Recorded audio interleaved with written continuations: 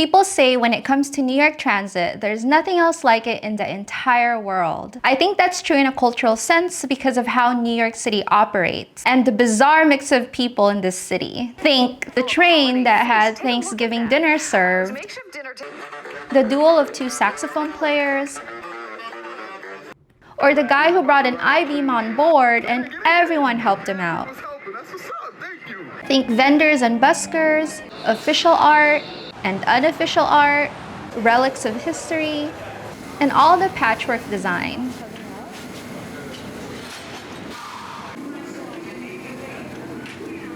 It's the culture of New York that makes New York Transit uniquely New York. And I'm sure every city around the world has their own set of cultures that they bring to their public transit that makes it unique to them. But concept-wise, many cities across the United States pretty much refer to the same textbook ideas on how to herd people on mass transit. Take Seattle, for instance. While New York has its subway, Seattle has the Link, and sort of an extension, the streetcars. When it comes to buses, these two cities similarly have local buses, special service buses, express buses, and county buses. And some of you are thinking, but Seattle has that monorail. And you know what? New York has the Roosevelt Island tram. And when it comes to commuter rails, the equivalent of New York's Long Island Railroad and Metro-North Railroad is Seattle's Sounder. Not to mention that both cities have ferries and micromobility options. But as far as cities go, New York and Seattle are different in many ways. For one thing, population. While Seattle is a metropolitan area with about 700,000 people, New York is a megacity with over 8 million people. That's Seattle multiplied 11.5 times. So while on paper, these two cities have very similar public transportation options, they're going to be slightly different. And that's what we're going to talk about today. But before we do that, I want you to all know that half of you watching this video right now are not subscribed to this channel. That's right. I see the analytics. Every video that I make, half of you are not subscribed. That means either half of you are new to this channel or a lurker. Either way, hit that subscribe button. And not too far from the subscribe button is the like button. So let's start with payment. New York is lucky in the sense that all the major public transit systems, meaning all the buses, subways, and commuter rails, are operated under one operator. So the payment system is somewhat unified with the other systems currently being folded in. While the subways and buses use this touch-free payment method to pay for fare, there are roadblocks to getting the commuter rails, which are the Long Island Railroad and Metro-North, into this system. But the overall goal is to get all the New York City transit on this payment system so it's a seamless transfer from one to the other. Even the other systems that are not operated by the MTA, like the JFK AirTrain and the Roosevelt Island tram. Seattle is sort of like this. Let's break it down. There's the Seattle area, which is part of King County, which is part of the Puget Sound region, which are all in Washington state. There are transit agencies that operate within each one. For example, Seattle City operates the monorail. King County operates some buses and streetcars. Within the Puget Sound region is the transit agency Sound Transit, which operates lines like the Link and the Sounder. And Washington State operates the Washington State Ferries. And because these services overlap within Seattle, it can get confusing. If you're traveling within Seattle, you might need to transfer in between these lines operated by different agencies. And since these are all operated by different agencies, payment is going to be different among them. But there's this thing called the ORCA card. And most of these transit agencies, not all of them, accept the ORCA card. For example, the Washington Ferry does not, but all the others do. So by participating in accepting the ORCA card as payment, it makes it easy for commuters to transfer from one system to the other, even though these transit systems are operated by different agencies. As a side note, the NYC Ferry also does not accept the multi-pass of New York City, which is the Omni card. And some of you are wondering, why am I not talking about the Metro card? I could talk about the Metro card, but I'm going way too too deep on payments. On top of that, the MetroCard is going to be phased out. There's no definite date, but the plan is to phase it out. One major advantage the Omni system has over the Orca card is that it can straight up accept a credit card with the Omni card as optional. Because of this, even if there are transit systems in New York City that decide to not participate in Omni and set up their own method of payment, if that method of payment accepts credit card, then it's still easy for commuters to transfer between the two. There's also a convenience factor of just using your credit or debit card because you don't have to buy an Omni card, refill it, and keep tabs on the funds that you have on it. Having said that, one advantage that the Orca card has is that you can order this card by mail. So if you're traveling to Seattle and don't want to bother with getting in line, using the machine, buying a card, you can just get one mailed to you prior to your trip. And you can manage it all in the app, which I find super convenient. So even if I had to go through the process of buying an Orca card and keep refilling it, it was an easy experience. Let's talk about turnstiles. What I found surprising was the lack of turnstiles in Seattle. There were a couple times that I got on Seattle's trains and didn't pay because there were no turnstiles to remind me. And add another layer to this, at some stations, the device to tap your Orca card on can be hard to find. On the Link, which is equivalent to New York subway, they are not on the platform where I first logically thought they may be. I walked up and down this platform looking for that little yellow device to pay. I later learned that they were at the top of the escalators leading to the platform. And sometimes they're even right before you enter the building.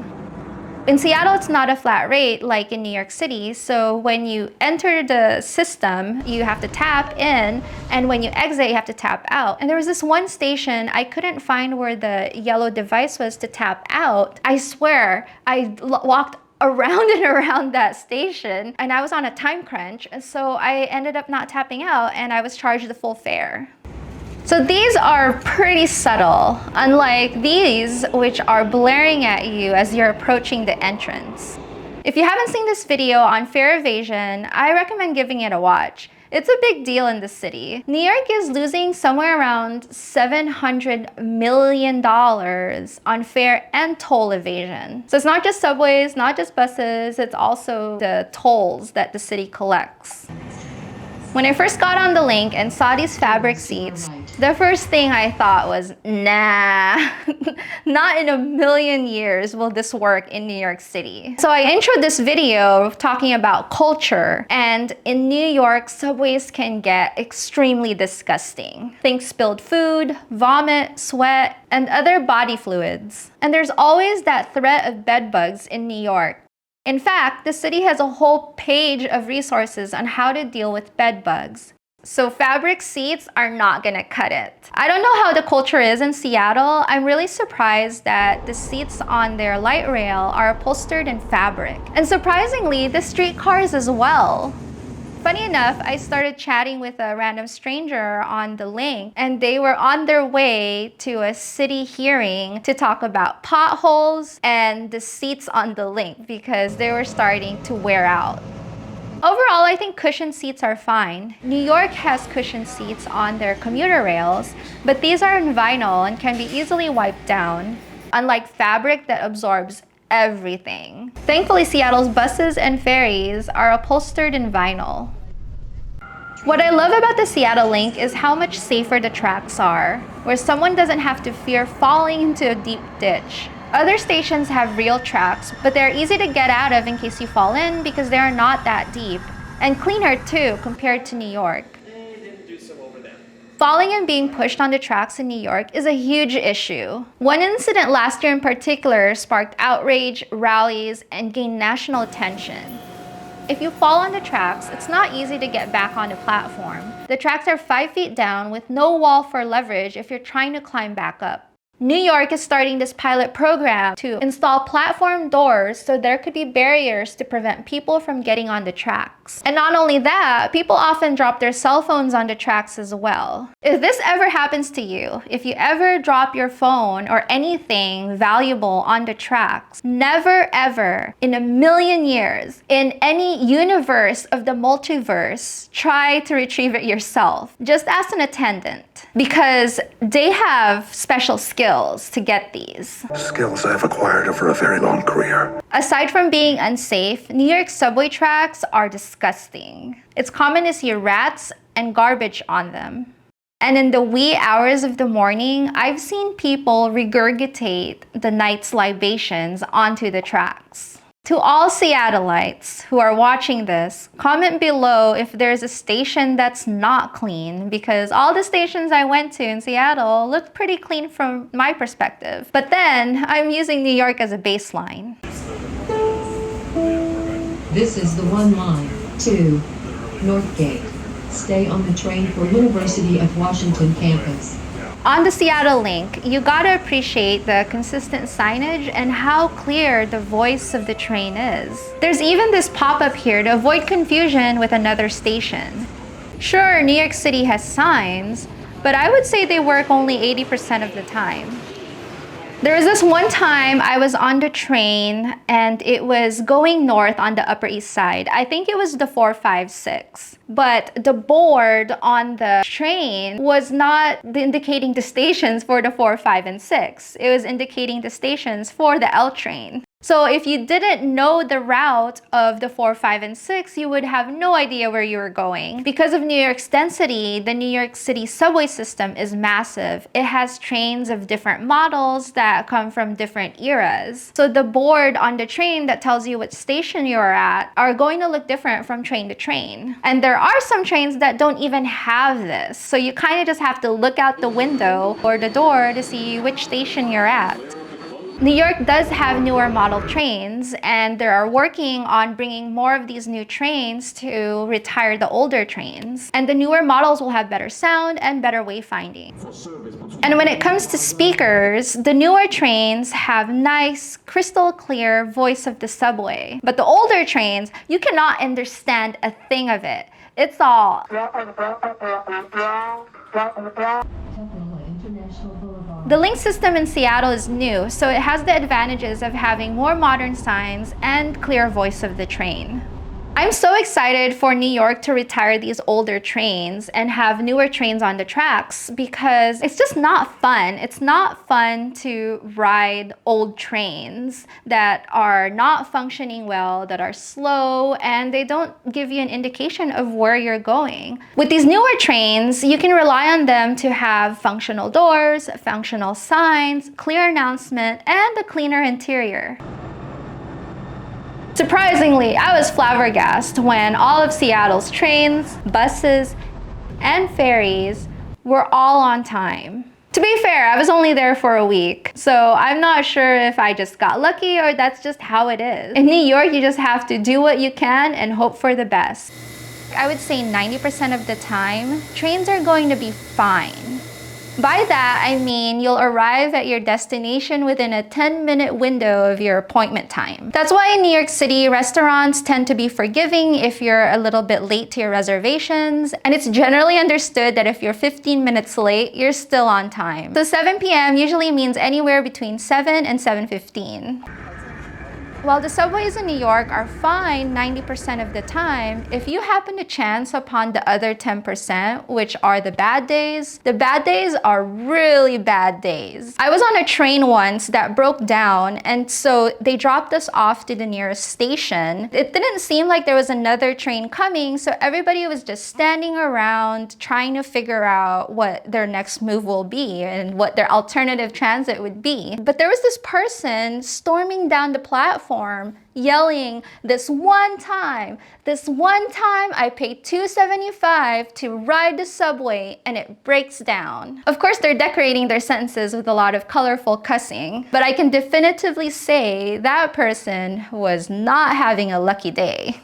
And of course, both cities are on water, so they will both have ways to make use of the waterways through ferries. There are more nuances with public transportation between Seattle and New York City. I have to say, population and density do play a role in creating these differences on how public transit is managed. But that's not an excuse to have bad facilities and bad service. Other cities have the same density as New York, if not more, and they are successful at transporting people from place to place. Let me know your thoughts on this, and if there's anything that you'd like to add, comment down below. And if you're still watching, thank you so much for being here. I recently launched the YouTube membership for Urban Caffeine. All proceeds from YouTube membership will go towards anything and everything needed to create more videos for this channel. All those that sign up for Urban Caffeine's YouTube membership gets a badge next to their name when they're commenting on this channel. Other perks available are exclusive videos that I publish twice a week where I talk about my creative process and other things that's New York related. There are also options to add your name to the end credits of every video. And if you prefer Patreon, all exclusive content is available on Patreon as well, and link to both YouTube membership and Patreon are in the description. With that said, thank you so much for watching, and until the next video, happy New Yorking.